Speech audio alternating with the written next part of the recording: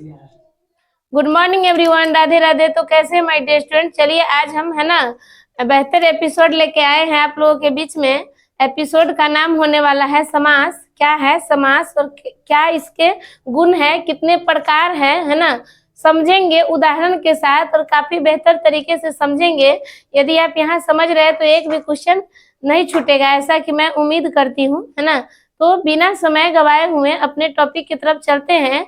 उससे पहले यदि आप मेरे चैनल को सब्सक्राइब नहीं किए हैं तो प्लीज सब्सक्राइब जरूर कर लीजिए, क्योंकि यदि आप सब्सक्राइब नहीं किए हैं ना तो आपको मेरा सबसे पहला वीडियो आपके पास नहीं पहुंचेगा। इसीलिए आप है ना कोई भी वीडियो अगर डल रहा है तो आपके पास पहले पहुंचे, इसके लिए सब्सक्राइब कीजिए।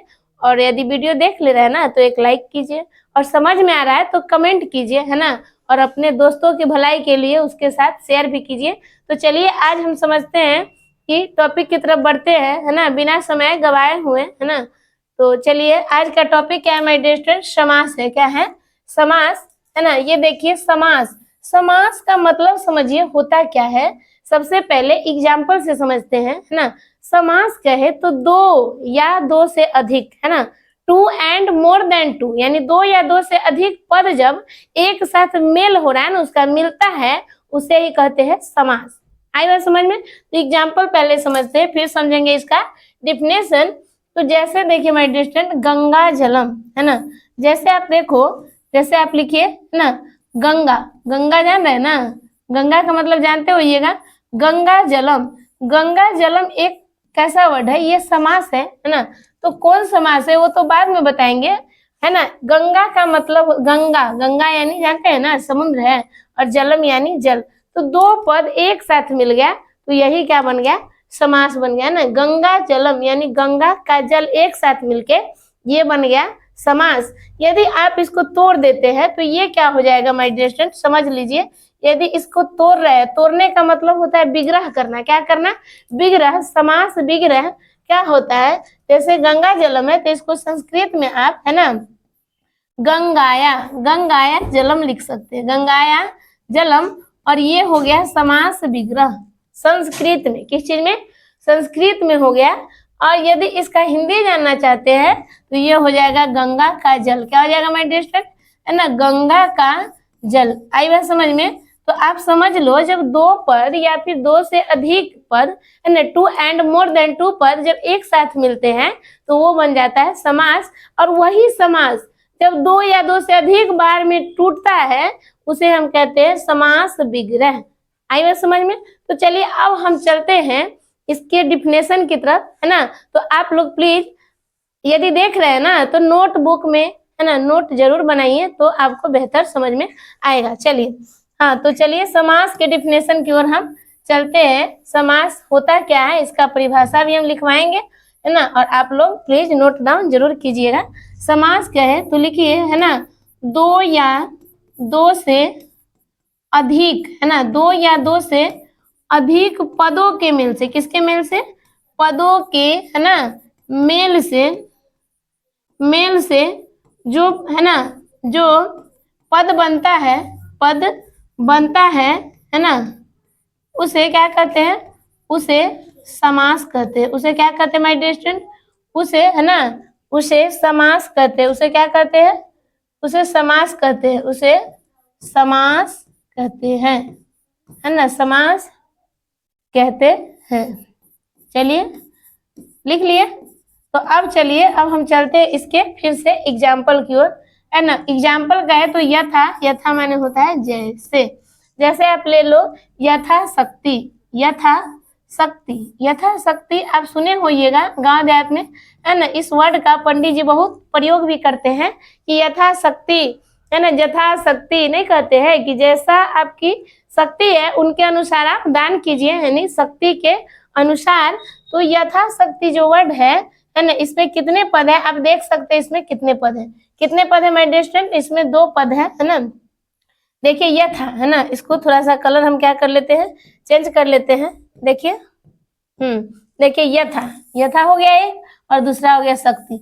यथा का मतलब है ना जथा शक्ति नहीं कहता है, अपने शक्ति के अनुसार। तो इसका जो विग्रह हो जाएगा माय डियर स्टूडेंट, इसका विग्रह क्या हो जाएगा, है ना, शक्ति। देखिए आप लोग, है ना, शक्ति मंती, शक्ति मंती क्रम्य, है ना। देखिए ये इसका विग्रह हो गया, यथा शक्ति का विग्रह हो गया, है ना, यथा शक्ति मंती क्रम्य। और इसका हिंदी कहे तो शक्ति के अनुसार, शक्ति के अनुसार नहीं कहता है पंडित जी, यथा शक्ति, आप अपने शक्ति के अनुसार, है ना, जो जैसी आपकी शक्ति है उसके अनुसार आप दान दे सकते हैं। और भी देखिए जैसे प्रतिदिनम, प्रतिदिनम, है ना, प्रतिदिनम। अब प्रतिदिनम में भी क्या है, इसमें भी समास है। अब देखिए ना जी, प्रतिदिनम कहे तो इसमें दो वर्ड है, प्रति और दिनम, दो वर्ड हम बताए हैं ना जी। दो या दो से अधिक पद जब एक साथ मिल जाता है तो उसे ही हम कहते हैं समास, है ना। तो देखिए बोर्ड मेरा ऑफ हो गया, खैर कोई बात नहीं है, इसको रीओपन करते हैं, है ना। थोड़ा आप लोग वेट कीजिए, तो आ गया। चलिए अब देखिए वही लाइट फिर से आ ही गया, परेशान कर गया है, कोई बात नहीं है ना। अब दूसरा एग्जाम्पल अब देख लीजिए, है ना। दूसरा एग्जाम्पल देखिए माय डियर स्टूडेंट, है ना। दूसरा एग्जाम्पल देखिए जैसे प्रतिदिनम, क्या है, प्रतिदिनम, है ना। ये हम बताए भी थे, मिट गया है, कोई बात नहीं है। प्रतिदिनम जो एग्जाम्पल है देखिए, प्रतिदिनम, है ना, तो इसमें दो वर्ड है, प्रति और क्या है दूसरा दिनम। हम बताए हैं ना जी, दो पद या फिर उससे अधिक पद, है ना, जब एक साथ मिलता है, दो पद या उससे अधिक पद जब एक साथ मिलता है उसी मेल को समास कहा जाता है। और वही समास यदि दो या दो से अधिक पदों में टूटता है, उसके टूटने की जो क्रिया होती है ना, टूटने की जो प्रोसेस है, उसे हम कहते हैं समास विग्रह, है ना। आई बात समझ में। तो ये है प्रतिदिनम, है ना, ये है समास। यदि आप इसका विग्रह कर रहे हैं ना तो ये हो जाएगा दिनम, है ना, दिनम दिनम प्रति, दिनम दिनम प्रति। आई बात समझ में। तो ये हो गया समास विग्रह, ये क्या हो गया, समास विग्रह। और इसका हिंदी जानना चाहिएगा तो ये हो जाएगा, है ना, प्रत्येक दिन, क्या हो जाएगा, प्रत्येक दिन। आई बात समझ में। तो चलिए अब हम देखते हैं फिर से समास विग्रह का डिफिनेशन। क्या देखेंगे, समास विग्रह का डिफिनेशन देखेंगे कि क्या होता है समास विग्रह, है ना। समास विग्रह का परिभाषा हम फिर से देख लेते हैं, आप लोग भी नोट जरूर कर लीजिएगा। वैसे तो हम समझा ही दिए हैं, लेकिन परिभाषा भी जरूर देख लीजिए, है ना, ताकि आप लोगों को समझ में बेहतर तरीके से आ जाए, है ना। जब किसी वाक्य में, है ना, जब किसी वाक्य में या फिर वाक्य के, जब किसी वाक्य के समस्त पद, है ना, समस्त पदों का, है ना, समस्त पदों का, पदों के अर्थ का, पदों के, है ना, एक मिनट रुक जाइए, हाँ, पदों के अर्थ का बोध होता है ना, अर्थ का बोध होता है ना, बोध होता है, बोध होता है, क्या कहलाता है, समास विग्रह कहलाता है। आई बात समझ में, समास विग्रह कहलाता है, विग्रह कहलाता है ना, एक मिनट रुक जाइए, कहलाता है, कहलाता है। अब देखिए अभी ना बताए हैं जी आप लोगों को कि समास विग्रह, जैसे यही देखिए ना, दिनम प्रतिदिनम, तो ये अभी मतलब दो पद एक साथ मिल गया, प्रतिदिनम, और ये समस्त पद का अर्थ बता रहा है, दिनम दिनम प्रति, यानी प्रत्येक दिनम, ये समस्त पद का अर्थ बता रहा है। तो अर्थ का बोध कराएगा ना पूरे पद का, तो वही हो गया समास विग्रह, या फिर अलग अलग तौर के बता दिया, वही क्या है, समास विग्रह। आई बात समझ में। चलिए तो विग्रह कहेगा तो एग्जाम्पल इसमें हो जाएगा, जैसे है ना, गंगाया जलम, क्या हो गया, है ना, गंगाया जलम, ये हो गया विग्रह, जलम, गंगाया जलम, ये हो गया विग्रह, है ना। इसका समास होता है, क्या होता है, इसका समास होता है ना, गंगा जलम, गंगा जलम समास हो गया। और ये है, ये जो देख रहे हैं ना, गंगाया जलम, ये क्या हो गया माय डियर स्टूडेंट, है ना। इसका कलर थोड़ा सा क्या कर लेते हैं, चेंज कर लेते हैं, देखिए समझने में ज्यादा अच्छा लगेगा। ये हो गया गंगाया जलम जो है ना वर्ड, ये हो गया समास विग्रह, क्या हो गया माय डियर स्टूडेंट, समास विग्रह। चलिए तो अब हम आगे बढ़ते हैं, है ना, समास ये हो गया विग्रह, है ना। अब हम समझते हैं कि समास के कितने प्रकार है और क्या इसका फंक्शंस है ना। तो चलिए नेक्स्ट देखते हैं समास के प्रकार। क्या देखते हैं माय डियर स्टूडेंट, है ना, समास के प्रकार देखते हैं, है ना। चलिए समास के प्रकार। अब देखिए समास, है ना, के प्रकार, टाइप्स ऑफ, है ना, समास। समास के प्रकार देखिए क्या है, कितने इसके प्रकार हैं, तो हम लिखेंगे, है ना, समास, समास मुख्य रूप से, है ना, मुख्य रूप से 6 प्रकार के होते हैं। कितने प्रकार के होते हैं माय डियर स्टूडेंट? 6 प्रकार के, है ना, होते हैं। समास कितने प्रकार के होते हैं? और, है ना, इसके अलावा भी, है ना, अलावा भी कुछ समास है ना, कुछ समास है या फिर समास के प्रकार है, कुछ समास, है ना, है जो इस प्रकार है, जो इस प्रकार है।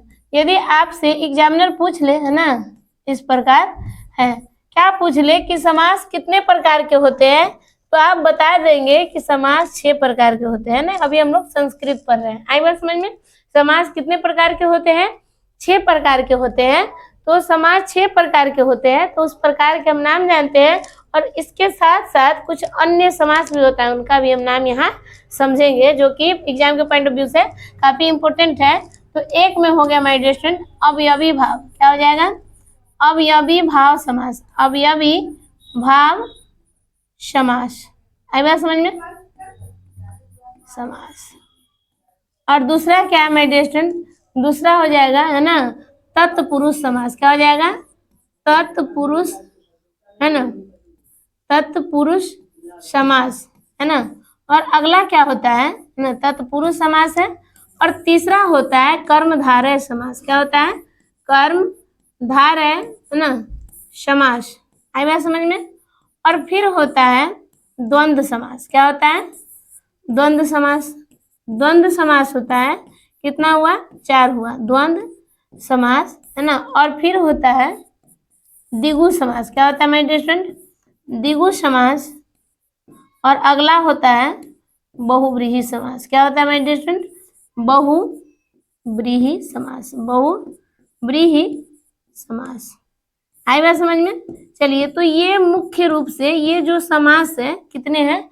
ये 6 है। कितने मेरे डियर स्टूडेंट? ये समास है 6, है ना। मुख्य रूप से ये समास है 6। देखिए ये जो 6 समास है, कितने हैं? 6 है। ये समास के मुख्य रूप से प्रकार है। अवयवी भाव समास, तत्पुरुष समास, कर्मधारय समास, द्वंद्व समास, द्विगु समास या फिर बहुव्रीहि समास। और इसके अलावा जो समास है उसका भी हम नाम देखते हैं कि क्या है ना। इसका भी नाम है ना, नक्ष समास कहिए, है ना। और दूसरा है अलुक समास। क्या है? अलुक समास, है ना, अलुक समास है। और फिर है मध्यलोपी समास, समास, अलुक समास। और तीसरा है ना, मध्यम लोपी, मध्यम, है ना, या फिर मध्यम लोपी समास। आई बात समझ में? तो ये है समास, समास, है ना, आदि, ये नहीं आदि। चलिए ये है, मतलब इसके अलावा भी है। ये सब जो है ये एग्जाम में पूछा जाता है, यहाँ से क्या होता है, क्वेश्चन बनता है। तो आशा करते हैं कि ये आपको समास के प्रकार भी समझ में आ गया होगा। तो अब हम एक एक करके सबको डिफाइन करेंगे, एग्जाम्पल के साथ समझेंगे कि कौन समास क्या होता है। चलिए, तो अब देखिए 1 नंबर में है अवयवी भाव समास।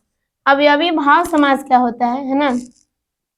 चलिए समझते हैं अवयवी भाव समास क्या होता है ना। देखिए अवयवी, है ना, भाव समास। आई बात समझ में? अब ये है नंबर 1, मतलब 1 नंबर में ये अवयवी भाव समास है। अब हम संस्कृत में इसका नाम जानेंगे कि क्या है ना। तो संस्कृत नाम है इसका पूर्व, है ना, पूर्व पदार्थ, पूर्व पदार्थ प्रधानो, है ना, प्रधानो अवयवी भाव, है ना, प्रधानो अवयवी भाव यही इसका नाम है। आई बात समझ में? पूर्व पदार्थ प्रधानो अवयवी भाव, ये है संस्कृत नाम अवयवी भाव समास के। और ये जो नाम है बड़े ही काम के है, इसी में इसका डिफिनेशन भी छुपा हुआ है। तो क्या है इसका डिफिनेशन हम समझते हैं। ये है पूर्व पदार्थ प्रधानो। पूर्व, पूर्व क्या है ना माय डियर स्टूडेंट, तो पूर्व का मतलब होता है पहले। पूर्व पदार्थ यानी पद, पूर्व पद प्रधान होगा, क्या कहलाएगा? अवयवी भाव समास। तो चलिए इसका डिफिनेशन लिख लीजिए, है ना। इसका डिफिनेशन लिख लीजिए क्या होता है ना। चलिए लिखिए, जिस समास का है ना का पूर्व पद या पहला पद आप कह सकते हैं, जिस समास का है ना पूर्व पद, इसी को आप पहला पद भी कह सकते हैं। पूर्व पद प्रधान होता है, प्रधान हो है ना, उसे क्या कहते हैं? अवयवी भाव समास कहते हैं। क्या कहते हैं माय डियर स्टूडेंट? अवयवी भाव है ना समास कहते हैं। आई बात समझ में? चलिए तो अब देखिए, जिस समास का पूर्व पद प्रधान हो उसे ही कहते हैं अवयवी भाव। देख रहे हैं ना एग्जाम, इसमें डिफिनेशन इसी में छुपा हुआ है। पूर्व पदार्थ प्रधानो अवयवी भाव, जिसका पूर्व पद प्रधान हो यानी पहला ही पद प्रधान हो उसे ही अवयवी भाव समास कहते हैं। और आपके मन में यह भी सवाल होगा कि अवयवी भाव होता क्या है। आई बात समझ में? यदि आप नहीं पढ़े तो समझ में नहीं आएगा, तो छोटा सा एक हम अवयवी भाव का भी डिफिनेशन यहाँ समझ लेते हैं, ताकि आप लोगों को समझने में दिक्कत नहीं होगा। हालांकि इसका टॉपिक है नहीं अवयवी भाव, लेकिन फिर भी हम बेहतर समझाने के लिए आपको यहाँ हम बताएंगे कि अवयवी भाव समास क्या होता है, अवयवी भाव होता क्या है ना। चलिए तो अब देख लीजिए कि अवयव क्या होता है। आई बात समझ में? अवयव होता क्या है इसको हम समझेंगे। तो देखिए है ना, ये जो है ना ये नया टॉपिक है, यहाँ आप बीच में नोट करके लिख सकते हैं, है ना। नोट देके आप लिख सकते हैं कि अवयव क्या होता है। अवयव, यदि आप अवयव नहीं समझ रहे ना तो आपको समझ में ही नहीं आएगा अवयवी भाव समास। अवयव क्या होता है कि वैसा शब्दांश है ना, वैसा शब्दांश जिस पर किसी न लिंग का है ना, न लिंग का प्रभाव पड़ता है, न वचन का प्रभाव पड़ता है, न पुरुष का प्रभाव पड़ता है, सॉरी न विभक्ति का प्रभाव पड़ता है, उसे ही हम कहते हैं अवयव। यानी कहने का मतलब है जो लिंग के अनुसार, वचन के अनुसार, विभक्ति के अनुसार नो चेंज, मतलब कोई भी चेंज नहीं होता है, उसे ही हम कहते हैं अवयव। क्या कहते हैं? अवयव। तो इसको आप लिख सकते हैं है ना कि वैसा शब्दांश, वैसा, एक मिनट कलर चेंज कर लेते हैं, थोड़ा सा बढ़िया लगेगा, है कि नहीं। चलिए तो कलर इसका हम क्या कर लेते हैं, थोड़ा सा पेन के कलर को चेंज कर देते हैं, है ना, ताकि देखने में बढ़िया लगे। चलिए तो वैसा शब्दांश, वैसा शब्दांश ही होता है ना, वैसा शब्दांश जिस पर है ना, जिस पर लिंग है ना, वचन और है ना विभक्ति के अनुसार, किसके अनुसार? विभक्ति के अनुसार, विभक्ति के है ना अनुसार कोई है ना बदलाव नहीं होता है, कोई बदलाव है ना नहीं होता है, बदलाव नहीं होता है, क्या कहलाता है माय डियर स्टूडेंट? अवयव कहलाता है, अवयव कहलाता है। और देखिए है ना अवयव कहलाता है, और इस अवयव वर्ड से ही अवयवी भाव निकला है। अब जैसे समझ लीजिए है ना, जैसे आप देख लीजिए माय डियर स्टूडेंट, जैसे प्रति है ना, ये क्या है? अवयव है। यथा माने जैसे, ये सब अवयव वर्ड है। आई बात समझ में? तो चलिए अब हम समझते हैं अवयवी भाव समास क्या होता है ना। तो अवयवी भाव समास क्या होता है उसको हम देखेंगे, है कि नहीं। तो चलिए समझ में आ गया ना, जैसे देख लिए ना, जैसे वैसा शब्दांश जिस पर लिंग, वचन और विभक्ति का कोई प्रभाव नहीं पड़ता है उसे हम कहते हैं अवयव। जैसे देखिए ना प्रति, अब इसको चेंज करके आप देख सकते हैं लिंग के अनुसार या फिर वचन के अनुसार, ये वही रहेगा, जो है वही रहेगा। यथा, यथा भी वैसे ही रहेगा, चाहे आप किसी के पहले लगा दीजिए, लिंग में चेंज कीजिए, कोई चेंजिंग नहीं दिखेगा, उसे ही हम क्या कहते हैं, अवयव। तो ऐसे समास, अवयव से बने समास को ही कहते हैं अवयवीभाव समास। चलिए आई बात समझ में। चलिए अब हम नेक्स्ट ले लेते हैं। हाँ, तो अवयवीभाव समास के भी उदाहरण देखना है ना जी। हाँ, जैसे देखिए, जैसे देखिए अवयवीभाव समास का, जैसे देखिए, जैसे हो जाएगा ना, प्रतिदिनम, क्या हो गया, प्रतिदिनम। आई बात समझ में, प्रतिदिनम हो गया। और भी देख लीजिए, यथाशक्ति, यथा है ना शक्ति, ये एग्जाम्पल आप पहले समझ लीजिए। कलर थोड़ा सा क्या कर लेते हैं, चेंज कर लेते हैं।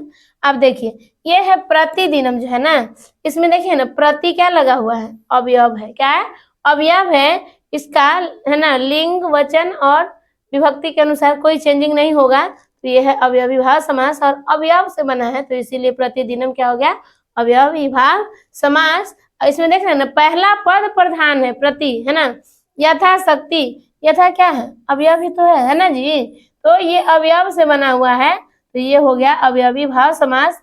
और इसका देख लीजिए, इसका क्या हो जाएगा, इसका संस्कृत हो जाएगा दिनम, दिनम है ना, दिनम, दिनम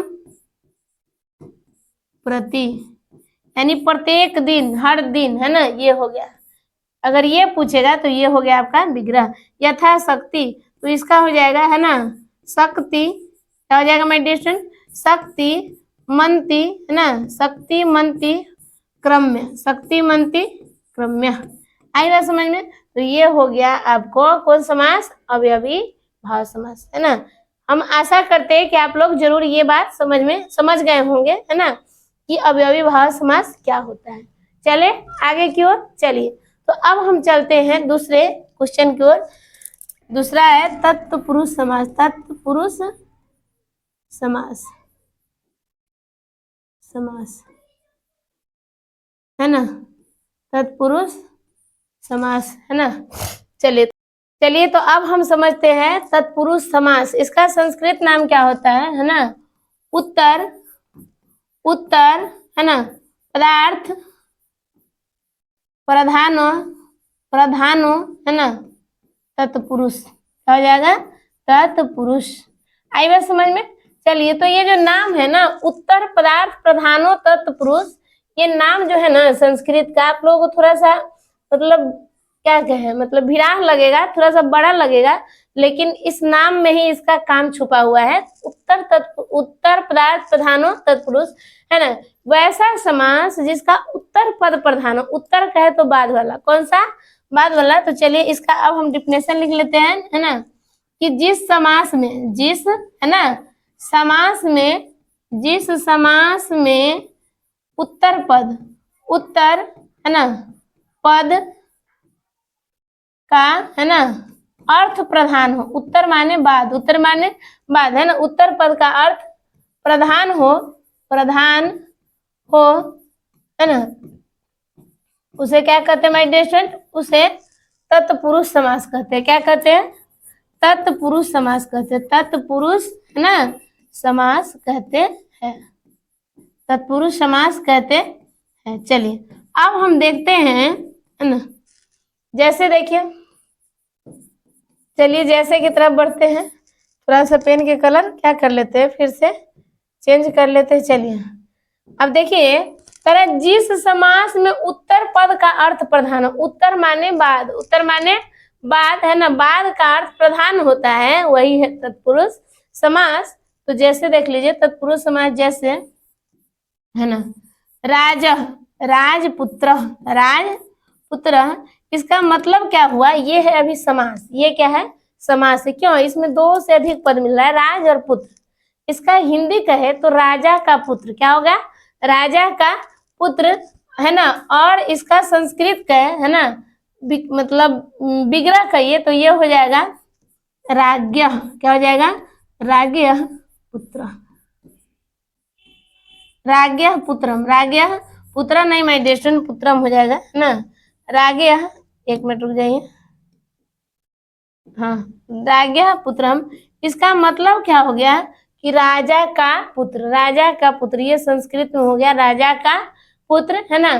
तो कह रहा है ना, जिस समाज में उत्तर पद प्रधान हो, प्रधान वर्ड जो है इसमें, है ना, राजा नहीं है, ये पुत्र जो है ना, ये पुत्र प्रधान है, किसका बेटा हो, है ना, मतलब राजा का बेटा है, राजा का बेटा, बेटा शब्द जो है ना, पुत्र, यहाँ ये प्रधान है, पुत्रम, है ना।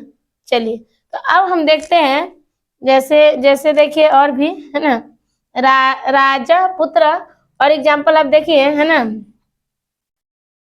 और एग्जाम्पल आप देख सकते हैं, राजा पुत्री, राजपुत्री हो सकता है ना जी, राजपुत्री, तो है ना, राजपुत्री को भी आप देख लीजिए, इसका भी हो जाएगा, है ना, राज्ञः पुत्री।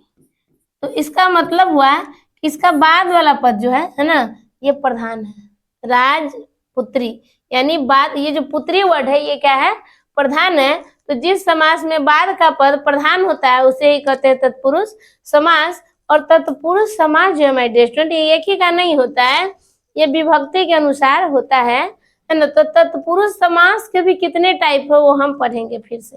चलिए, तो ये समझ में आ गया कि जिसके उत्तर पद प्रधान हो, देख रहे हैं, देखने से लगता है कि राजा का पुत्र, ये पुत्र, राजा का पुत्र, है ना, पुत्र शब्द यहाँ प्रधान है, राजा की पुत्री, यानी पुत्री क्या है, प्रधान है, तो ये हो जाएगा तत्पुरुष समास।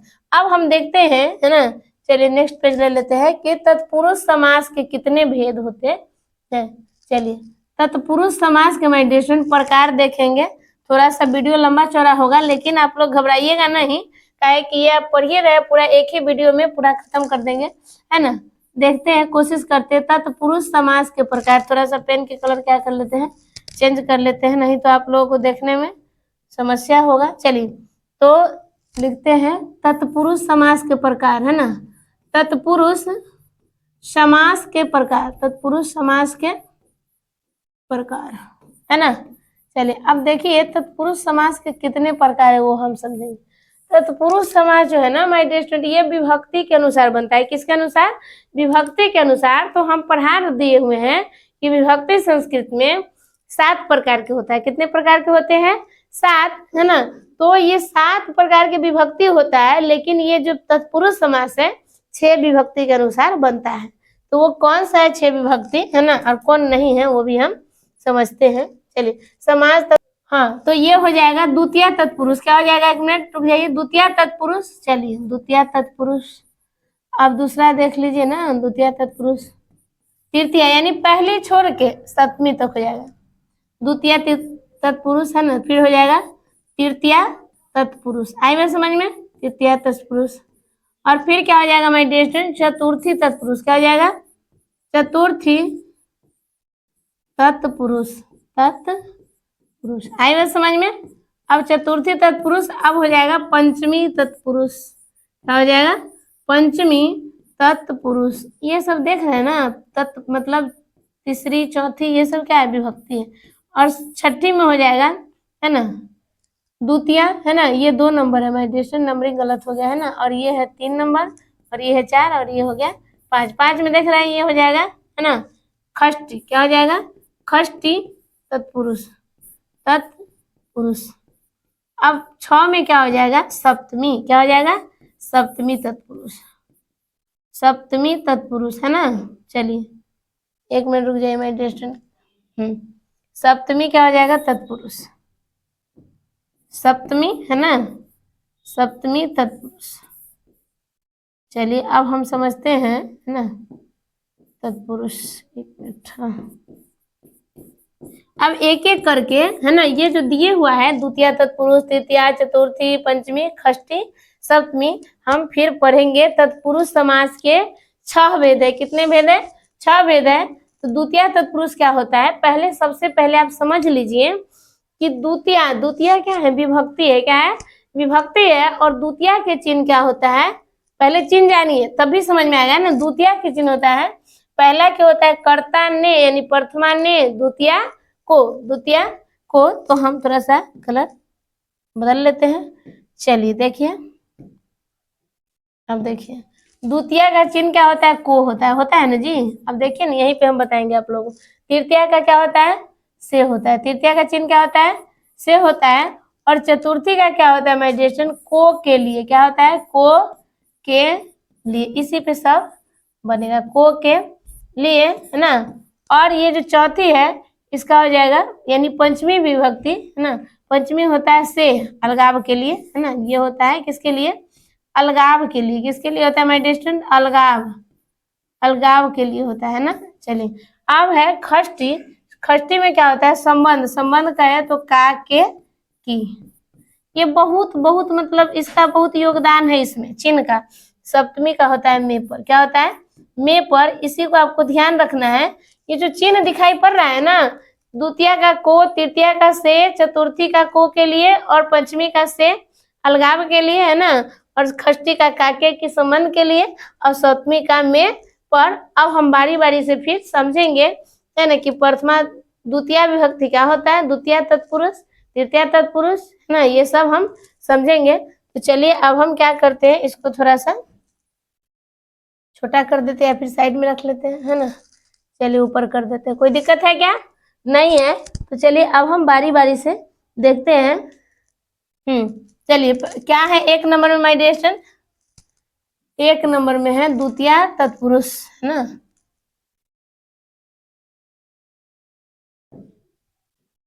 हाँ चलिए, द्वितीय तत्पुरुष, द्वितीय तत्पुरुष, तत्पुरुष, है ना। द्वितीय तत्पुरुष में क्या हो जाएगा, है ना, जिस समास का, जिस समास का, है ना, द्वितीय पद, है ना, जिस समास का प्रथम पद, है ना, क्या हो जाएगा, प्रथम पद द्वितीयांत हो, द्वितीयांत हो, द्वितीयांत हो, उसे क्या कहते हैं माय डियर स्टूडेंट, द्वितीय तत्पुरुष। क्या कहते हैं, द्वितीय, ध्यान से समझिएगा, है ना, द्वितीय तत्पुरुष समास कहते हैं, द्वितीय तत्पुरुष समास कहते हैं। चलिए आप लोग नोट डाउन जरूर कीजिएगा। द्वितीय तत्पुरुष, जिस समास का प्रथम पद, है ना, द्वितीयांत हो, उसे द्वितीय तत्पुरुष समास कहते हैं। जिस समास का प्रथम पद, आप कहिएगा, है ना, कि द्वितीयांत क्या होता है, तो इसी को हम समझेंगे बहुत अच्छे तरीके से, है ना। चलिए कह रहा है कि जिस समास का प्रथम पद, देख रहे हैं ना जी, प्रथम पद द्वितीयांत हो, ये समझिए, यही दोनों बात समझना है कि प्रथम पद क्या हो, द्वितीयांत हो। पहला पद दूसरे का अंत करता हो, उसी को कहते हैं द्वितीयांत, उसे ही कहते हैं द्वितीय तत्पुरुष समास कहते हैं, है ना। तो क्या होता है जल्दी समझते हैं, जैसे देखते हैं, है ना, जैसे देखिए, शरण, शरण प्राप्त, है ना, एक मिनट रुक जाइए, शरण प्राप्त, है ना, नहीं नहीं ठीक ही था, शरण प्राप्त। अब आप लोग जरा बताइए, है ना, इसमें कुछ समझ में आप लोगों को आ रहा है कि नहीं, तो आप हमें जरूर बताइए। शरण प्राप्त, है ना, तो इसका मतलब क्या हुआ, शरण प्राप्त का मतलब आप लोग मुझे बताइए कि क्या होता है ना। शरण प्राप्त का मतलब होता है कि शरण को प्राप्त करने वाला। क्या होता है माय डियर फ्रेंड, शरण को प्राप्त करने वाला। इसको अगर अलग लिख रहे हैं ना आप, देखिए इसको अलग लिख रहे हैं तो ये हो जाएगा शरणम, क्या हो जाएगा, है ना, शरणम प्राप्त, शरणम प्राप्त। आई बात समझ में। और यदि इसका हिंदी जानना चाह रहे हैं तो हो जाएगा शरण को प्राप्त करने वाला। क्या हो जाएगा, शरण को प्राप्त करने वाला। आई बात समझ में, शरण को प्राप्त करने, है ना, वाला। अब देखिए पहले इसको समझिए, कह रहा है कि शरण प्राप्त, यानी देख रहे हैं ना, हम बताए ना कि द्वितीय तत्पुरुष, द्वितीय का चिन्ह होता है को, क्या होता है, को। यहाँ भी लिख लीजिए, लिख लीजिए ना, समझ में ज्यादा है। इसका ये चिन्ह है, क्या है, चिन्ह है, चिन्ह क्या है, तो को, क्या है, चिन्ह को। तो शरण प्राप्त, है ना, आप लोगों को समझना होगा तब बनेगा ना जी। शरण प्राप्त, शरण प्राप्त के मतलब क्या होता है, ये आप अपने कॉमन सेंस से निकाल सकते हैं कि शरण को प्राप्त करने वाला। तो इसी में ये को जो चिन्ह है ना, ऐसे तो संस्कृत में हो जाएगा शरणम प्राप्त, इसका मतलब ही हुआ शरण को प्राप्त करने वाला। तो आप इस पे थोड़ा सा सोच के है ना बताएंगे कि शरण प्राप्त यानी शरण को प्राप्त करने वाला। ये जो को आया, क्या आया? को, यही तो बता रहा है कि द्वितीय विभक्ति का समास है। कौन समास है? द्वितीय विभक्ति का समास है। तो और भी हम एग्जाम्पल देखते हैं, है ना, और एग्जाम्पल देखते हैं कि क्या है। जैसे देखिए, है ना, गृहगत, गृहगत, गृहगत। अब आप बताइए गृहगत, गृहगत का मतलब क्या होता है? गृह माने घर, गृह माने घर, और गत माने जाना। तो इतना तो समझ लो, गृहगत यानी घर को जाने वाला। यहाँ चिन्ह जो आएगा को आएगा, है ना। तो इसका अगर संस्कृत देखिएगा तो हो जाएगा गृहम। क्या हो जाएगा माय डियर स्टूडेंट? गृहम गत, गृहम गत। आई बात समझ में? यानी इसका हिंदी देख लो, घर को जाने वाला, घर को जाने वाला, घर को जाने वाला। आप यदि इसका हिंदी नहीं निकाल पा रहे तो फिर आपको परेशानी होगा। गृहगत, गृहगत का मतलब हो गया घर को जाने वाला। तो को जो वर्ड है ये है द्वितीय तत्पुरुष का, मतलब द्वितीय विभक्ति का चिन्ह आ रहा है, तो इसीलिए ये हो गया द्वितीय तत्पुरुष समास। आई बात समझ में? अब हम देखते हैं कि आगे क्या होता है ना। आगे हम देखते हैं कि क्या होगा, है ना। आगे है दूसरा देखते हैं, इसका नाम समझ लीजिए। सबसे पहले नाम हम देखते हैं कि क्या होगा। दूसरा का नाम हो जाएगा तृतीय तत्पुरुष। क्या हो जाएगा माय डियर स्टूडेंट? है ना, तृतीय तत्पुरुष, तृतीय तत्पुरुष समास, है ना, तृतीय तत्पुरुष समास, है ना। तृतीय तत्पुरुष समास का हम देखते हैं, क्या देखेंगे? डिफिनेशन देखेंगे। सबसे पहले थोड़ा सा इसको क्या कर लेते हैं, ऊपर कर देते हैं, है ना, थोड़ा सा ऊपर कर लिए। अब देखते हैं कि तृतीय तत्पुरुष समास क्या होता है ना। एक मिनट रुक जाइए, काहे नहीं काम कर रहा है जी बोर्ड? हाँ चलिए, तृतीय तत्पुरुष क्या होता है ना। तो तृतीय तत्पुरुष का है ना, तो तृतीय तत्पुरुष का मतलब, इसका हम परिभाषा लिखवाते हैं कि क्या होता है ना। जिस समास का, है ना, जिस समास का है ना प्रथम पद, कौन पद? प्रथम पद तृतीयांत हो। प्रथम पद क्या हो? तृतीयांत हो, है ना, तृतीयांत हो। उसे क्या कहते हैं माय डियर स्टूडेंट? उसे कहते हैं, उसे तृतीय विभक्ति यानी सॉरी तृतीय तत्पुरुष समास कहते हैं। तृतीय तत्पुरुष, है ना, समास कहते हैं, समास कहते हैं। आई बात समझ में? अब इसको हम फिर बहुत डिटेल में समझाने वाले हैं अभी। चलिए, तृतीय तत्पुरुष समास का है ना, तो जिस समास का प्रथम पद तृतीयांत हो, यहाँ भी वही बात कर रहा है कि पहला पद तृतीयांत हो, मतलब तृतीया का अंत करता हो। आज अभी तृतीया का है ना, तो आपके माइंड में ये छपना चाहिए कि उसका चिन्ह क्या होता है। चिन्ह ही से यहाँ क्वेश्चन बनेगा। तो तृतीया का चिन्ह हम लिख लेते हैं माय डियर स्टूडेंट। ये तृतीया का जो चिन्ह है वो क्या होता है? से। और से होता है लगाव के लिए। किसके लिए होता है? लगाव के लिए, यही साइन है। तो अब हम देखते हैं इसका एग्जाम्पल, है ना। एग्जाम्पल देखते हैं। एग्जाम्पल क्या है तो संस्कृत में लिख लेते हैं यथा। क्या होता है? यथा यानी जैसे, है ना। जैसे देखिए, है ना, कर्णवीर, कर्ण, है ना, कर्णवीर, कर्णवीर। कर्णवीर का मतलब क्या हुआ, है ना? कर्णवीर, कर्णवीर नहीं सॉरी, एक मिनट, कर्मवीर लिखिए, है ना। एक मिनट रुक जाइए, थोड़ा सा इसको हम क्या लिख देते हैं? कर्मवीर, कर्मवीर, कर्मवीर का है ना। तो अब देखिए, अब क्या लगता होगा? कर्मवीर का मतलब है कर्मों से वीर, कर्मों से वीर, है ना, उसी को कहते हैं कर्मवीर, है ना। तो यहाँ आप लिख सकते हैं ना, यहाँ क्या लिख सकते हैं? कर्म, कर्म, है ना, वीर, यानी कर्म से वीर। आप इसका हिंदी लिख दीजिए, कर्म से वीर, कर्म से वीर, उसी को कहते हैं कर्मवीर। तो यहाँ जो से मिल रहा है ना आपको, देखिए कर्मवीर का मतलब कोई पूछेगा कि क्या होता है, तो कर्मों से वीर। आज जो से जो वर्ड आया ना, तो वही तो है तृतीया, तृतीया का साइन है, इसीलिए हो गया तृतीया तत्पुरुष समास। जिस समास का प्रथम पद तृतीयांत हो, ये जो पहला पद है ना, पहला पद है तृतीयांत हो, मतलब वीर का ये क्या कर रहा है? अंत कर रहा है। तो यही हो जाएगा, क्या हो जाएगा, है ना, तृतीय विभक्ति यानी तृतीय तत्पुरुष समास, है ना। आई बात समझ में? चलिए और देखिए, यहाँ 1 मिनट रुक जाइए, कर्मवीर नहीं होगा, कर्मेन। क्या हो जाएगा माय डियर स्टूडेंट, है ना, कर्मेन वीरः, यानी कर्म से वीर, कर्मेन, एन प्रत्यय भी आ रहा है ना, तो ये हो गया तृतीया विभक्ति। और भी एग्जाम्पल हम देखते हैं कि क्या इसका एग्जाम्पल होता है ना, इसका और एग्जाम्पल हम देख लेते हैं माय डियर स्टूडेंट, है ना।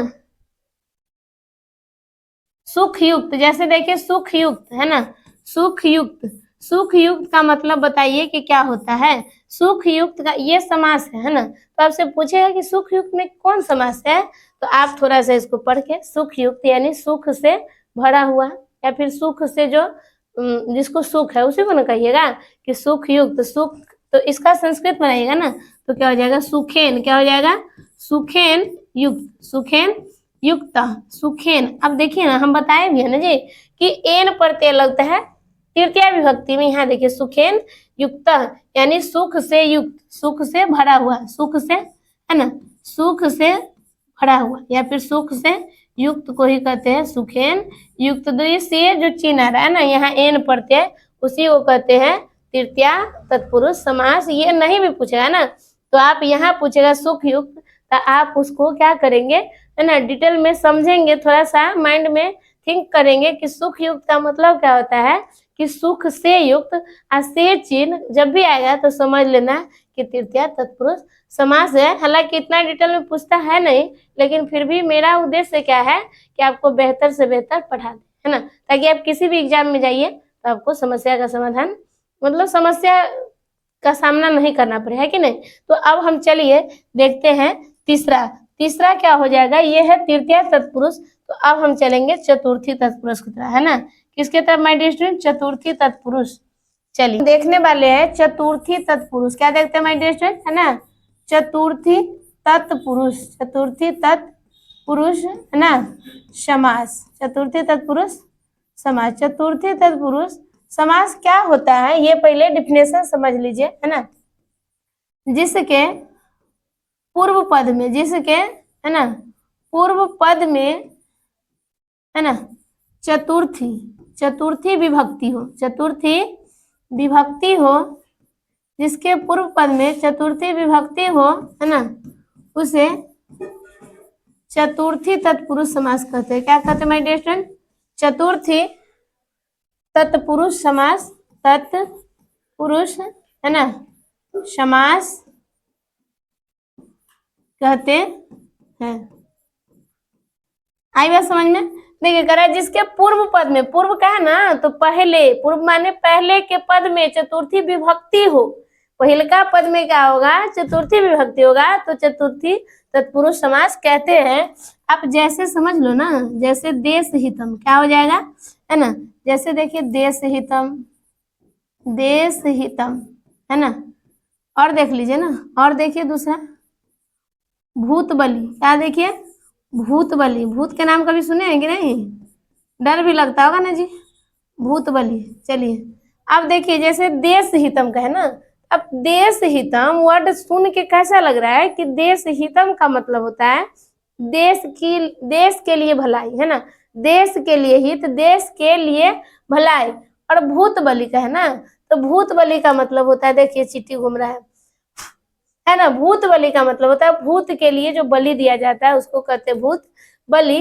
तो इसमें, है ना, देश हितम में क्या है, देश के लिए हित है, तो इसके पूर्व पद में विभक्ति है, पूर्व पद में क्या है, विभक्ति है, इसे ही कहते हैं चतुर्थी तत्पुरुष। जैसे देख लीजिए देश हितम का मतलब है माय डियर स्टूडेंट, देश, है ना, के लिए हित, यानी देशाय हित, है ना, हम संस्कृत में पढ़ाए भी है कि के लिए आएगा ना, तो देशाय, आय प्रत्यय जोड़ते, देशाय, है ना, हितम, देशाय हितम, देश के लिए हित। हिंदी भी देख लीजिए, है ना, देश के लिए, है ना, हित, देश के लिए हित या फिर भलाई। आई बात समझ में। अब देखिए कह रहा है भूत बलि, तो ये हो जाएगा भूताय, क्या हो जाएगा, भूताय, है ना, बलि, भूताय बलि यानी भूत के लिए बलि, तो इसका हिंदी हो जाएगा भूत के लिए, है ना, बलि। तो आप लोग एग्जाम्पल से बेहतर समझ पाएंगे, है ना। चतुर्थी तत्पुरुष, जब तक आपको विभक्ति का ज्ञान नहीं होगा ना, तो समझने में समस्या हो सकती है, इसीलिए हम साथ ही साथ चिन्ह भी लिख देते हैं चतुर्थी तत्पुरुष का चिन्ह चतुर्थी विभक्ति का चिन्ह होता है को, के लिए, है ना। जब किसी के लिए कुछ किया जाए, देख रहे हैं ना जी, देश के लिए हित, देश हितम का मतलब हुआ देश के लिए हित, और भूत बलि का मतलब हुआ भूत के लिए बलि, भूताय बलि। तो इसमें ये मिल रहा है ना, कि को के लिए इसमें साइन साइलेंट है चिन्ह, इसीलिए है चतुर्थ तत्पुरुष समास। अब हम चलेंगे पंचमी तत्पुरुष समास पे, है ना। चलिए देखिए, अब 4 नंबर देखते हैं। चलिए, क्या हो गया, कुछ बैठ जाता है ना तो चलता ही नहीं रहता है ना। चलिए अब देखते हैं पंचमी तत्पुरुष। क्या देखेंगे माय डियर स्टूडेंट? पंचमी तत्पुरुष, तत्पुरुष समास। अब इसका डिफिनेशन देखिए क्या होता है, हम देखिए ना जी इसको थोड़ा सा। चलिए, पंचमी तत्पुरुष क्या होता है ना, जिस समास में, है ना, समास में, जिस समास के पूर्व पद में, किस पद में? पूर्व पद में, है ना, पंचमी विभक्ति हो। कौन विभक्ति हो? पंचमी विभक्ति हो, है ना, विभक्ति हो, विभक्ति हो, उसे क्या कहते हैं, है ना, पंचमी तत्पुरुष समास कहते हैं। पंचमी तत्पुरुष समास कहते हैं। आई बात समझ में? समास कहते हैं। अब देखिए, अरे जिस समास के पूर्व पद में पंचमी विभक्ति हो उसे पंचमी तत्पुरुष समास कहते हैं। तो इसका जैसे क्या हो जाएगा मेरे डिस्टर, है ना, पंचमी विभक्ति का मतलब हो गया क्या? पंचमी का मतलब होता है अलगाव के लिए। क्या हो जाता है? अलगाव के लिए हो जाएगा। जैसे जैसे देखिए, अलगाव के लिए क्या हो जाएगा माय डियर स्टूडेंट, एक मिनट रुक जाइए, है ना, अलग, है ना, सर्प भीत। क्या होता है? सर्प भीता, सर्प भीता। देखिए, और देखिए दूसरा, है ना, स्वर्गात, स्वर्गात, एक मिनट, स्वर्गात नहीं लिखे, स्वर्ग पतित। क्या लिखेंगे आप? स्वर्ग पतित। ये जो वर्ड है ना, पतित, पतित। अब देखिए, ये जो दोनों वर्ड है ना, सर्प भीत के मतलब क्या होता है? सर्प माने सांप और भीत माने डरा हुआ। भीत माने डरा हुआ। तो इसको हम यदि विच्छेद विग्रह करेंगे ना तो ये हो जाएगा सर्पात। क्या हो जाएगा? सर्पात, सर्पात, है ना, भीत। अब देखिए, सर्पात भीत। अब ये देखिए, यानी सांप से डरा हुआ। क्या हो जाएगा, है ना, सांप से डरा हुआ, सांप से डरा हुआ। आई बात समझ में? अब देखिए माय डियर स्टूडेंट, सर्प भीत यानी सांप से डरा हुआ। तो यहाँ देख रहे हैं ना, सर्पात, आत प्रत्यय, हम बताए भी है अलगाव के लिए आत प्रत्यय लगता है, पंचमी विभक्ति में आत प्रत्यय लगता है। तो सर्पात भीत। स्वर्ग पतित, स्वर्ग पतित का मतलब क्या होता है? स्वर्ग से गिरा हुआ, स्वर्ग से, है ना। तो यहाँ हो जाएगा स्वर्ग से गिरा हुआ, तो हिंदी हो गया, है ना। ये हो जाएगा स्वर्गात, स्वर्गात पतित। आई बात समझ में? स्वर्गात पतित यानी स्वर्ग से गिरा हुआ, स्वर्ग से गिरा हुआ। आई बात समझ में? स्वर्ग से गिरा। चलिए अब हम देखते हैं आगे। आगे क्या देखेंगे 6 में, ये समझ में आ गया होगा, है ना। स्वर्ग पतित यानी स्वर्ग पतित मतलब स्वर्ग से गिरा हुआ। तो से यहाँ भी आ रहा है, यहाँ अलगाव के बोध हो रहा है, तो इसमें पंचमी विभक्ति है, तो पंचमी तत्पुरुष भी हो गया। आई बात समझ में? अब चलिए हम देखते हैं नेक्स्ट नंबर क्वेश्चन क्या होगा। कुछ इसका हो जाएगा, चौथी हो गया, है ना। क्या है? पंचमी विभक्ति है, तो दूसरा से शुरुआत है ना जी। तो 2 3 4 5, तो चौथा ही है। ठीक ही तो है, ठीक है। चलिए अब हम देखते हैं पांचवा। पांचवा में क्या होता है ना, खष्टी। क्या हो जाएगा माय डियर स्टूडेंट? 5 नंबर में हो जाएगा खष्टी तत्पुरुष समास, तत्पुरुष समास। अब इसको भी समझ लीजिए, खष्टी तत्पुरुष समास क्या होता है। चलिए खष्टी तत्पुरुष को भी अच्छा से हम समझ लेंगे। आप लोग प्लीज वीडियो को देखते रहिए, बीच में प्लीज स्किप मत कीजिएगा, नहीं तो कुछ समझ में आएगा नहीं। खष्टी तत्पुरुष समास, है ना, खष्टी का है ना, तो जिस समास के, है ना, जिस समास के, थोड़ा सा लंबा टॉपिक है ही, जिस समास के पूर्व पद में, किस पद में? पूर्व पद में षष्ठी विभक्ति हो। कौन विभक्ति हो? षष्ठी विभक्ति हो, है ना। षष्ठी विभक्ति हो उसे षष्ठी तत्पुरुष समास कहते हैं। क्या कहते हैं माय डियर स्टूडेंट? षष्ठी तत्पुरुष समास कहते हैं। आई बात समझ में? तो जिस समास के पूर्व पद, है ना, पूर्व पद में षष्ठी विभक्ति हो उसे षष्ठी तत्पुरुष समास कहते हैं, है ना। जैसे देखिए, इसका जैसे देखते हैं, है ना। एक षष्ठी का क्या होता है साइन? षष्ठी का साइन होता है काके की, संबंध होता है ना जी।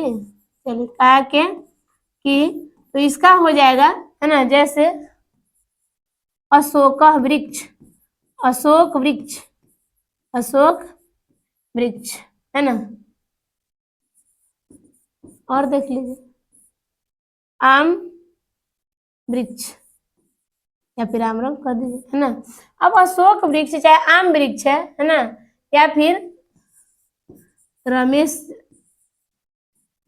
माता, देख लीजिए, संबंध होना चाहिए बस। इसका मतलब क्या हो गया? इसका हो जाएगा अशोकस्य। क्या हो जाएगा? अशोकस्य वृक्ष। क्यों? क्योंकि देख रहे हैं ना, यहाँ जो है काके की का संबंध बताया गया ना, काके की षष्ठी में। तो अशोक वृक्ष का मतलब हो गया अशोक का पेड़, अशोकस्य वृक्ष यानी अशोक का पेड़। अब है आम वृक्ष, इसका हो जाएगा क्या? आम्रम, आम या फिर आम्रम कह सकते हैं, है ना। आम्रमस्य, सॉरी ये नहीं होगा, ये नहीं होगा, आम्रमस्य, रुक जाइए एक मिनट। क्या हो जाएगा? आम्रमस्य, है ना, वृक्ष। यानी आप ये समझ लीजिए साधारण सी भाषा में, है ना, कि इसमें षष्ठी तत्पुरुष है, यानी षष्ठी का साइन आना चाहिए। अशोक वृक्ष यानी अशोक का पेड़। कोई किसी बच्चा से भी पूछेगा अशोक वृक्ष का मतलब क्या होता है, तो यही ना बताएगा कि अशोक का पेड़। रमेश माता, क्या लगता है कि रमेश की माँ, रमेश की माँ, तो इसका संस्कृत हो जाएगा, है ना, यानी विग्रह गई रमेश सस्य, रमेशस्य माता। अब समझ लीजिए, यानी इसका मतलब हो गया रमेश की माँ। काके की ये जो साइन आता है सय से हम बताए भी है संबंध के लिए, तो यही समझ लीजिए ये है षष्ठी तत्पुरुष समास। आई बात समझ में? चलिए, इसको हिंदी में आप लिख सकते हैं अशोक, है ना, का पेड़, अशोक का पेड़, या फिर इसको लिख सकते हैं आम का पेड़। क्या लिख सकते हैं? आम का पेड़, यानी आम का पेड़। और रमेश की माँ, क्या हो जाएगा? रमेश की माँ। क्या देखने को मिला, है ना, यहाँ संबंध आ रहा है। क्या आ रहा है? संबंध। और संबंध के लिए हो जाता है षष्ठी तत्पुरुष समास। पूरा विभक्ति पे ये क्या है? आधारित है। अब छठी नंबर में देखते हैं, 6 नंबर में देखते हैं माय डियर स्टूडेंट। 6 में क्या हो जाएगा? ये तो हो गया षष्ठी तत्पुरुष। अब ये हो जाएगा, ये लास्ट है ना, मतलब ये लास्ट है तत्पुरुष का, सबका नहीं। तो 6 नंबर में हो जाएगा सप्तमी तत्पुरुष। क्या हो जाएगा? है ना, सप्तमी तत्पुरुष, सप्तमी तत्पुरुष समास। आई बात समझ में? सप्तमी तत्पुरुष समास कहे तो ये इसका क्या होता है? चलिए, तो इसको भी हम समझते हैं। सप्तमी तत्पुरुष का है ना माय डियर स्टूडेंट, सप्तमी तत्पुरुष क्या होता है? चलिए, तो जिस समास के, है ना, जिस समास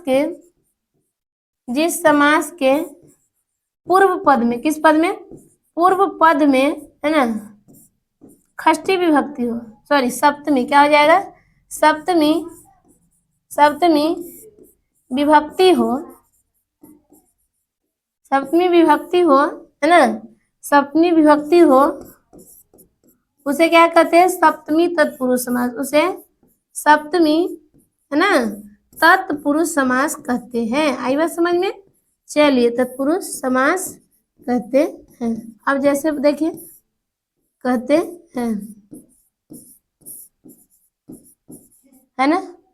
अब जैसे देखते हैं कि जैसे क्या होता है ना। ओके, चलिए, अब इसका जैसे देखिए, सप्तमी का जो चिन्ह होता है मे पर, क्या होता है माय डियर स्टूडेंट?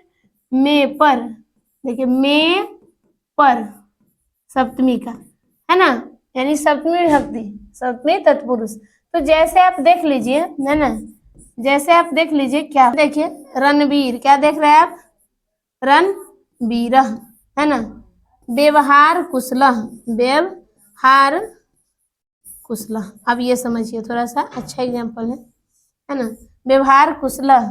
तो इसका हो जाएगा और इसका क्या हो जाएगा, रणवीर का मतलब होता है रन में वीर, रन में वीर, रन में वीर। तो में के लिए आता है, हम बताए थे एक ही मात्रा, रने वीर, क्या हो जाएगा, रने वीर, रन में जो नहीं होता है वीर, चलिए, यानी हो जाएगा रने वीर, यानी रन में वीर, रन में वीर। में जो शब्द है ना, इसी से पता चलता है कि ये वर्ड कैसा है माय डियर स्टूडेंट, यह सप्तमी तत्पुरुष समास है।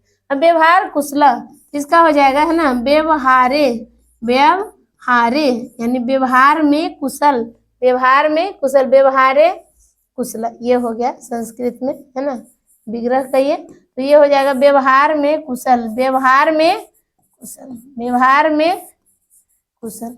आई बात समझ में, व्यवहार में कुशल। तो में जो वर्ड है, आपको लगता भी है ना जी, रणवीर यानी रन में वीर, व्यवहार कुशल, व्यवहार में कुशल। तो आपको समझ में आ गया होगा कि सप्तमी तत्पुरुष क्या होता है ना। तो तत्पुरुष समास के आप 6 भेद देखे हैं और 6 में देखे हैं कि सब में विभक्ति के अनुसार बदलाव हो रहा है। समझ में आ रहा है ना, जितने भी ये जो तत्पुरुष समास है, इस सब में विभक्ति चिन्ह के अनुसार क्या है, बदलाव देखने को मिल रहा है। तो इस तरह से आपका तत्पुरुष समास क्या हो गया, खत्म हो गया। अब हम देखेंगे, है ना, नया फिर आगे है तत्पुरुष समास के बाद है कर्मधारय समास। क्या है तीसरा नंबर में, कर्मधारय। अब ज्यादा भिड़ा है नहीं, है ना, कर्मधारय समास।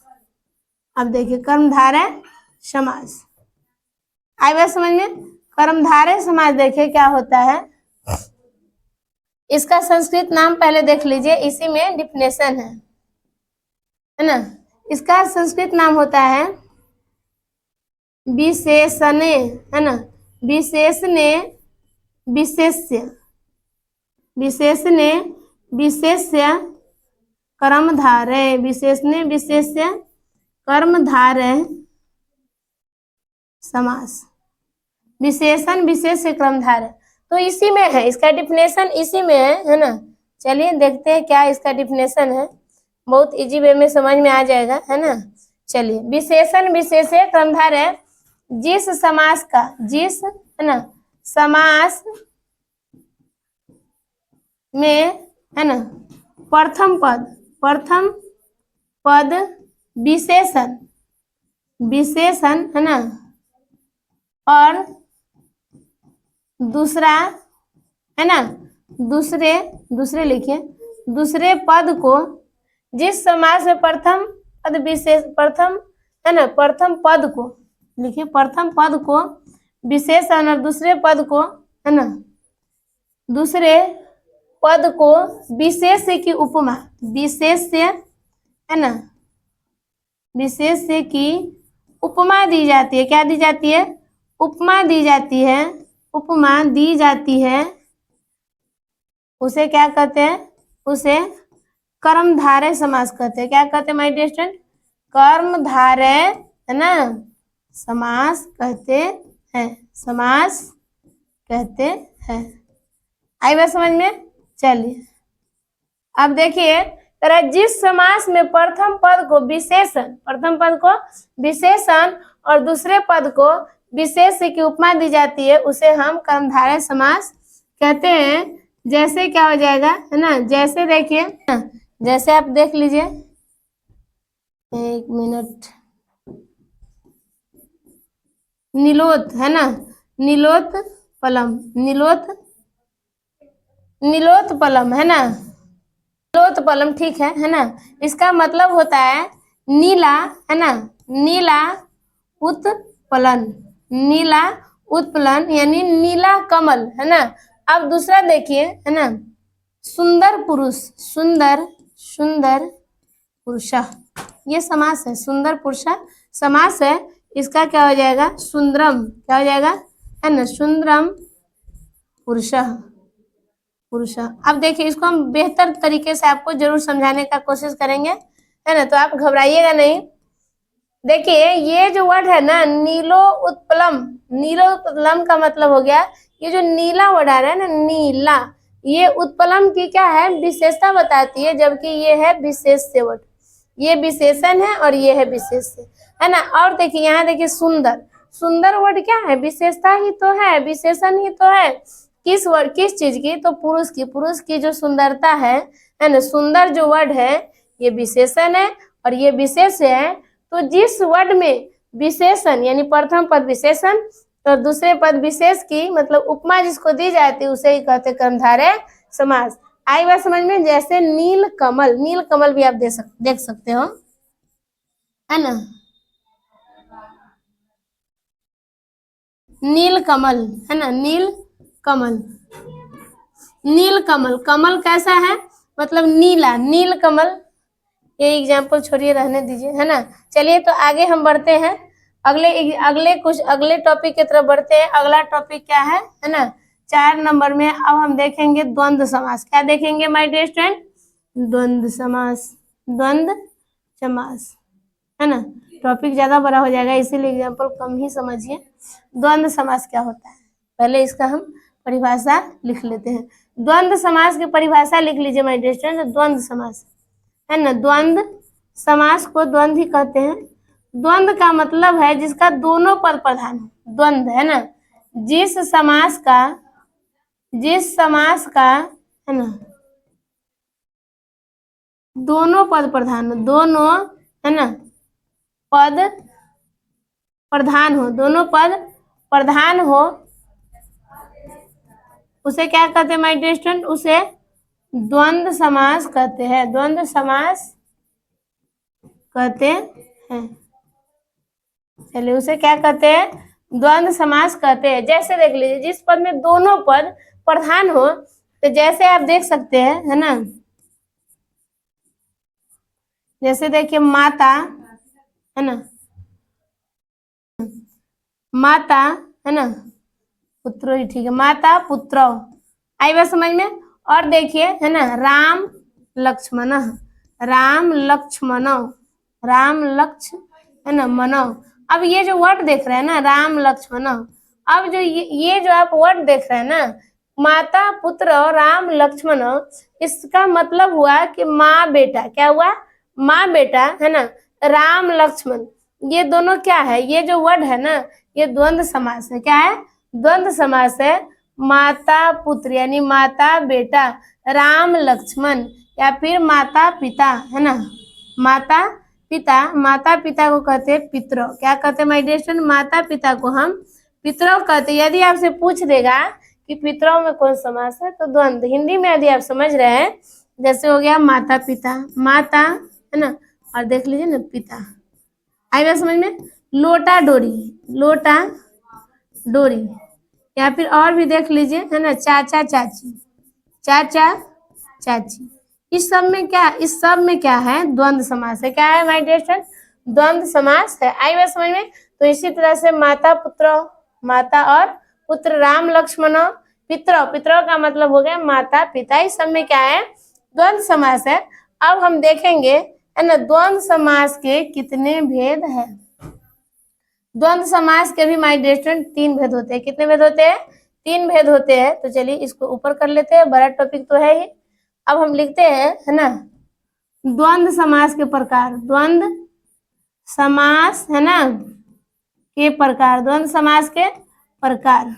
आई बात समझ में।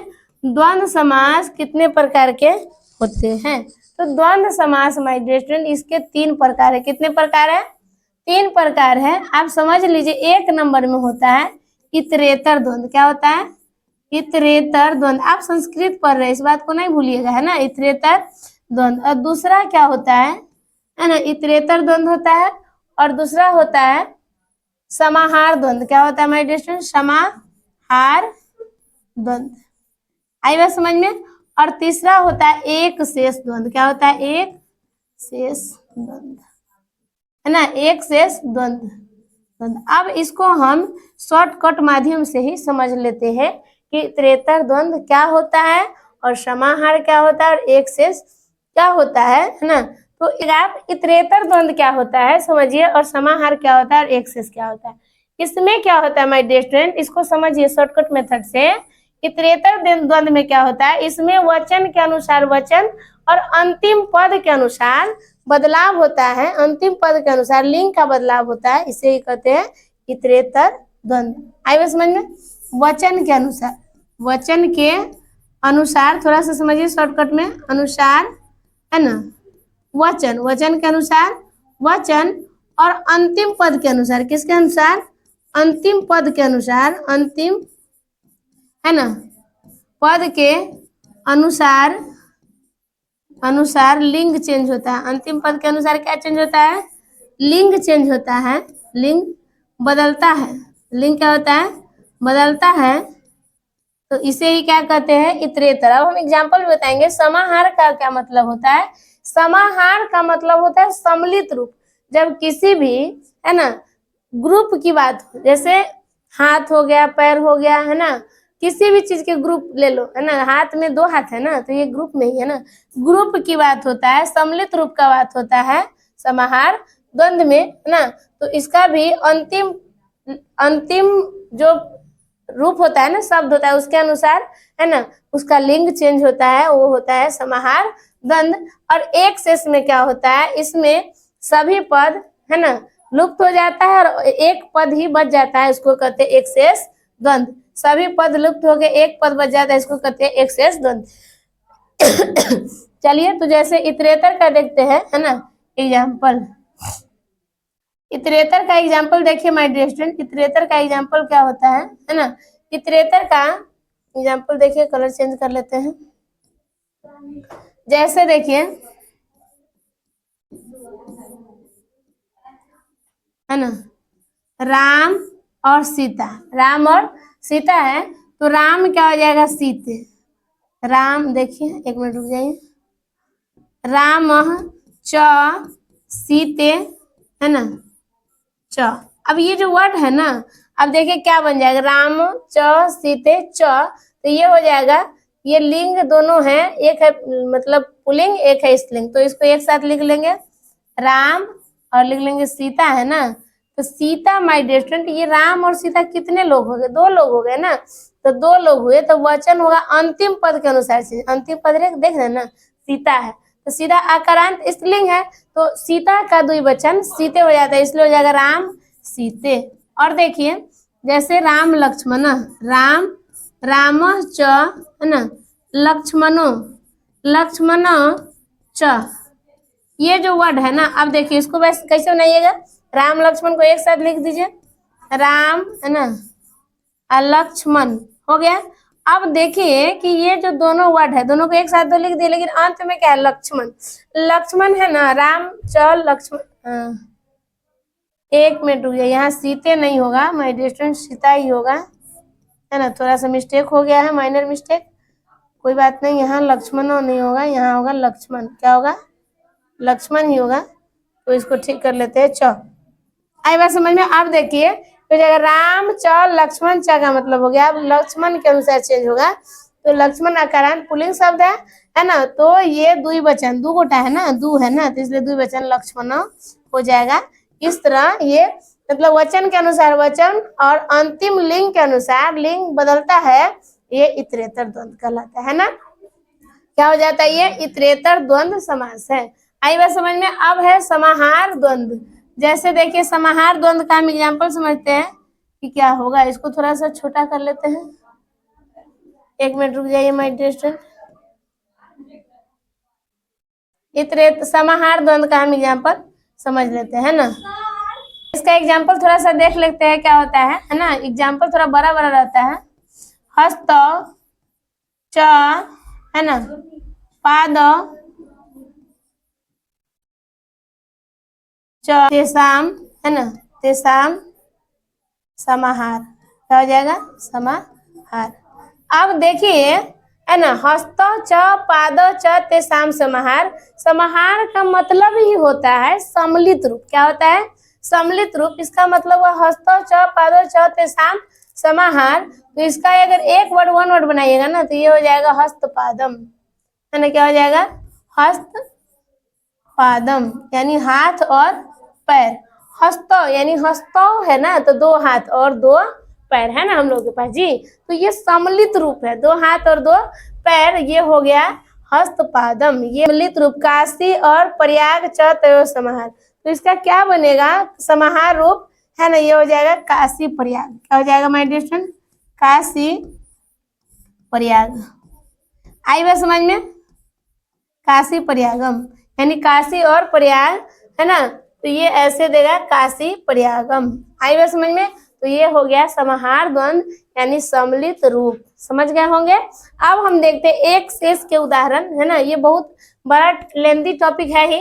अब देखते हैं एक शेष। एक शेष क्या होता है, इसको अच्छे से समझिए। एक शेष द्वंद्व है ना, एक शेष द्वंद्व समझिए कि क्या होता है। इसमें क्या होता है माय डियर स्टूडेंट, एक शेष द्वंद्व में क्या होता है ना, बाकी पदों का लुप्त हो जाता है, बाकी पद लुप्त हो जाता है और एक चीज ही रिपीट होता है। जैसे देखिए लता, देखिए लता है ना, लता च, लता है ना च। अब ये देखिए लता च, लता च है, ध्यान से देखिएगा, एग्जाम्पल से ही समझ में आएगा है ना। लता च लता, एक मिनट रुक जाइए कर रहा है, प्लीज वेट। हाँ छोटा कर देते थोड़ा सा, मक्खी भी परेशान कर देते। चलिए कोई खास बात है नहीं। चलिए एक शेष द्वंद्व लता च, लता च। अब देखिए इसको कैसे बनाइएगा है ना, तो बाकी पदों का लोप हो जाता है और एक पद शेष रह जाता है, तो ये हो जाएगा लता लता, दो लता है ना, तो दो लता दो ही वचन में, तो दो ही वचन में क्या हो जाएगा, लता शब्द आकारांत स्त्रीलिंग है, तो ये हो जाएगा लते। क्या हो जाएगा माय डियर स्टूडेंट, लते। आई बात समझ में। अब देखिए और देखिए बालक है ना, च बालक, इसी ढंग का आएगा है ना, च बालक फिर च। आई बात समझ में, बालक च बालक च बालक च, तो बाकी पद का क्या हो जाएगा, लोप हो जाएगा और एक शेष बच जाएगा, तो इसका हो जाएगा बाल। देखिए अब देखिए ना, तीन गो बालक है, कितना बालक है, तीन बालक है, तो तीन के लिए बालक बालको बालका, तो ये हो जाएगा क्या माय डियर स्टूडेंट, बालका। आई बात समझ में कि नहीं आया, है कि नहीं, समझ में आ गया होगा। तो इसी तरह से आप बना लेंगे। जैसे पत्रम है, और भी देखिए इसका एग्जांपल, पत्रम है ना, च पत्रम है ना, च क्या हो जाएगा, एक मिनट थोड़ा सा ऊपर कर लेते हैं तो ठीक से समझ में आएगा। चलिए अब देखिए, अब आराम से समझिए फिर से। एक शेष का मतलब क्या होता है, बहुत आसानी से समझ में आ जाएगा है ना। क्या बैठ गया, कुछ है क्या। हाँ अब देखिए, जैसे देखिए ना, एक शेष का एग्जांपल हम देख रहे हैं, जैसे हो जाएगा है ना, पत्रम, पत्रम फिर च, फिर पत्रम है ना, फिर च, फिर पत्रम है ना, फिर च।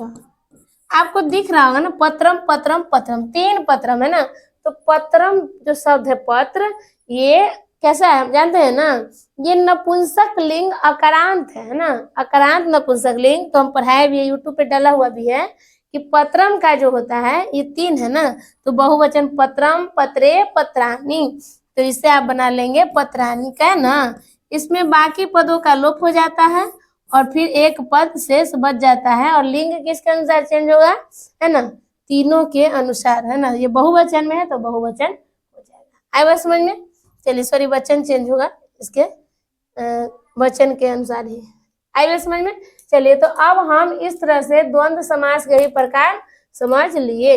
अब हम चलते हैं माय डियर स्टूडेंट, चलिए अब हम क्या पढ़ने वाले हैं, द्वंद्व समास हो गया, अब हम पढ़ेंगे द्विगु समास। क्या पढ़ेंगे माय डियर स्टूडेंट, द्विगु समास और बहुव्रीहि समास।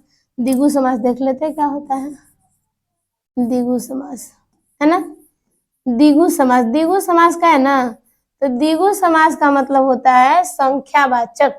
क्या होता है ना, संख्यावाचक। इसका नाम संस्कृत नाम लिख लेते हैं, एक मिनट रुक जाइए है ना। द्विगु समास का संस्कृत नाम हम लिख देते हैं, इसका संस्कृत नाम होता है संख्या है ना, संख्या पूर्वो, संख्या पूर्वो दिगु, संख्या पूर्वो दिगु। आई बात समझ में, संख्या पूर्वो दिगु, संख्या पूर्वो दिगु है ना, तो इसका कलर चेंज कर लीजिए। संख्या पूर्वो दिगु यानी देखिए इसी में डिफिनेशन जी, संख्या पूर्व दिगे दिगु मतलब जिस समास का प्रथम पद संख्यावाचक हो, क्या हो, जिस है ना समास का, जिस समास का प्रथम पद, कौन पद, प्रथम पद संख्यावाचक हो, जिस समास का प्रथम पद, एक मिनट क्या बैठ गया जी, प्रथम पद संख्यावाचक हो, संख्या वाचक हो है ना, संख्या वाचक हो, उसे द्विगु समास कहते हैं। उसे क्या कहते हैं, द्विगु समास। ये हिंदी में है तभी भी और संस्कृत में है तभी भी द्विगु समास कहते हैं। आई बात समझ में। चलिए अब देखिए जैसे क्या हो जाएगा, जैसे आप देख सकते हैं इसका है ना, जैसे त्रिभुवन क्या हो जाएगा, त्रिभुवन। आई बात समझ में। पंच, पंच पात्रम, पंच पात्रम। अब देखिए ना, ये है त्रिभुवन है ना, त्रिभुवन का मतलब होता है तीन, तीनों भुवन है ना, यानी त्रिभुवन। ये त्रि यहाँ समझिए ना, मेनली त्रि आ गया ना तो संख्यावाचक है ना, पंच आ गया तो संख्यावाचक है, तो ये हो गया द्विगु समास। आई बात समझ में। तो द्विगु समास ये हो गया। तो इस तीन फलों का समूह क्या हो जाएगा माय डियर स्टूडेंट, तीन फलों का समूह। आई बात समझ में। अब ये हो जाएगा है ना पंच पात्रम, पांच बर्तनों का समूह, पांच बर्तनों का समूह। समझ गए होंगे। चलिए पंच पात्रम। अब हम देखते हैं आगे, आगे देखते हैं द्विगु समास समझ में आ गया। अब हम देखते हैं बहुव्रीहि समास। क्या देखेंगे माय डियर स्टूडेंट, बहुव्रीहि समास। इसको भी अच्छे से समझिए, बहुव्रीहि समास है ना। बहुव्रीहि समास का मतलब क्या होता है ना, बहुव्रीहि का है ना तो इसका ना पहला पद प्रधान होता है ना दूसरा है ना, इसमें अन्य पद प्रधान होता है, इसे ही कहते हैं बहुव्रीहि समास। बहुव्रीहि है ना समास। देखिए बहुव्रीहि समास, अब समझिए बहुव्रीहि समास क्या होता है, जिस है ना समास का, जिस समास का है ना कोई पद प्रधान न होता है, प्रधान न होकर है ना अन्य पद है ना प्रधान होता है, अन्य पद प्रधान होता है, क्या कहलाता है, द्विगु समास कहलाता है। क्या कहलाता है माय डियर स्टूडेंट, द्विगु समास कहलाता है, द्विगु समास कहलाता है। आई बात समझ में। तो चलिए अब हम देखते हैं द्विगु समास क्या है, इसको अच्छे से करा। जिस समास में कोई पद प्रधान न, कोई का मतलब हुआ यहाँ न प्रथम न दूसरा न तीसरा, इसका अन्य पद डायरेक्ट प्रधान हो जाता है, उसे ही कहते हैं द्विगु समास। जैसे आप देख सकते हैं लंबोदर, क्या देख सकते हैं है ना, लंबोदर, लंबोदरा। अब लंबोदर का है ना तो जिसका उदर लंबा हो, जिसका है ना, जिसका उदर लंबा हो, जिसका उदर लंबा हो, तो इसमें क्या कोई पद प्रधान है नहीं ना जी, तो इसमें कोई पद प्रधान ना होगा, जिसका उदर लंबा हो, कोई पद प्रधान ना होके ये एक नया मीनिंग दे दिया है ना, लंबोदर अन्य पद प्रधान हो गया, तो इसीलिए हो गया द्विगु समास। और देखिए है ना द्विगु समास का और भी एग्जांपल देखिए, जैसे पीताम्बर। पीताम्बर का मतलब होता है ना पीला है जिसका अंबर, पीला है जिसका अंबर, यानी विष्णु भगवान को कहते हैं पीताम्बर। तो ये सब हो गया, इसमें कोई पद प्रधान ना होके अन्य पद प्रधान हो गए, जैसे बिना पानी। तो ये सब हो गया बहुव्रीहि समास। आई बात समझ में। आशा करते हैं कि आज के वीडियो बहुत अच्छा आपको समझ में आ गया होगा है ना। और थोड़ा सा रह गया अलुक समास, है ना, और नक्ष समास, और एक है मध्यम लोपी समास। तो हम कोशिश करेंगे दूसरे वीडियो में उसको लेके आने का, है ना। अलुक का मतलब होता है नेगेटिव, जैसे इच्छा, न इच्छा, अनिच्छा, मतलब नेगेटिव वर्ड आएगा तो वो अलुक में आ जाता है। खैर वो हम बताएंगे, कोशिश करेंगे लेके आने के लिए, लेकिन ज्यादा आपको यहीं से पूछेगा, ये इम्पोर्टेंट है। ओके, तो आज के लिए इतना ही, नहीं तो ज्यादा बड़ा वीडियो हो जाएगा। हम समय का ख्याल रखते हुए आज की मतलब टॉपिक को यहीं पे स्टॉप कर रहे हैं, है ना। Okay, thanks for watching the video. मिलेंगे फिर नेक्स्ट सेशन में, है ना, नए टॉपिक के साथ और नए तरीके से। Okay, thanks for watching the video.